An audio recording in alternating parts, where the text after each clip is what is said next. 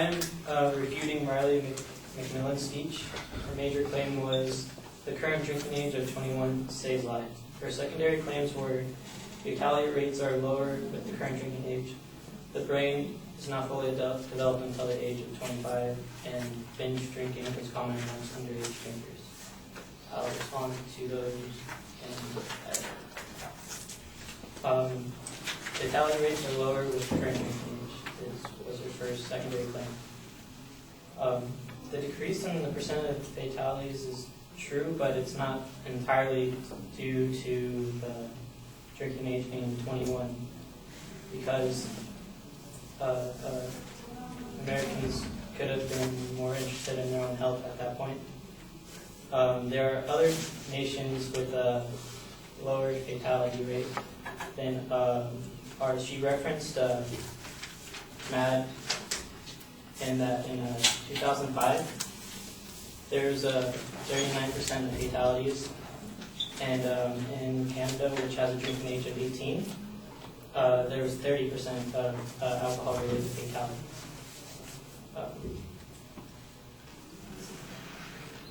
In her secondary claim, the brain is not developed until the age of 25. They're like on the same website she referenced, Mothers Against Drunk Driving. It says that it's not specifically the age of 25 when the brain is done developing. It varies. But with that point, she didn't make a connection to where the why the drinking age should say 21 if your brain isn't developed until 25. And her final point, binge drinking is common among underage drinkers. It's just a statement, and there's no dispute over it. And there was no connection to the drinking age saving lives, because even though the drinking age is 21, people from age 18 to 20, 90% of the alcohol they consume is binge drinking. So the current drinking age of 21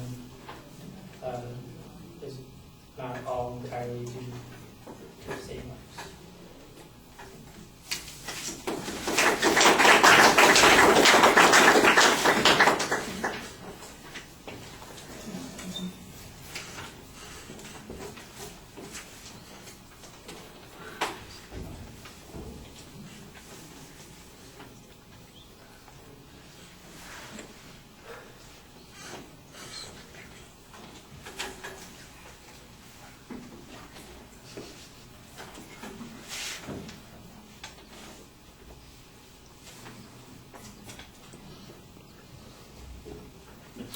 Right, well, the advocate's claim is identified, as are the secondary points, so everything's going to be easy to follow. On the first point, you suggest alternate causalities, but you really just assert those alternate causalities. You don't provide us with any information that suggests that there's another reason why those fatality rates could have dropped down.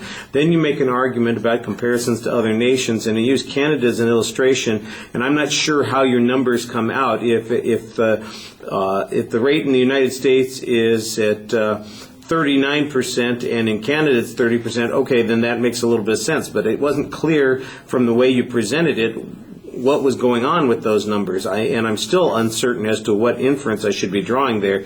I guess the comparison is, look, Canada has a lower drinking age, and they have a lower rate of people involved in drunk driving, so there can't really be a relationship between those two things. If that's the argument, you need to state it that way so it's a lot clearer. You're kind of backing into that argument as opposed to aggressively making the claim. On the brain development argument, you basically concede the notion that the brain isn't developing at that particular point. Your only challenge is, well, why is 21 the number? And it's an okay question to ask, but I'm not sure that it does much to diminish the advocate's point that having it at 21 as a minimum is perhaps safer than lowering it. And then on the third point, you basically say that there's not really much dispute on this, so you're conceding the particular point. But I swear I had just heard a few minutes ago, didn't we have somebody in here arguing that all that drinking is a result of it being a forbidden fruit, and that if people weren't denied it, they wouldn't be wanting it as much, they'd drink less. So there are some contradictory points on this, and I think that you need to develop a more viable position on this, even if you don't want to accept the premise, or deny the premise, I should say, that binge drinking occurs and that it's responsible for most of the harm. You could, for instance, show that binge drinking is largely irrelevant to the age at which people are drinking. It's got something to do with some other issue, for instance, the social context in which they drink. All right, thank you.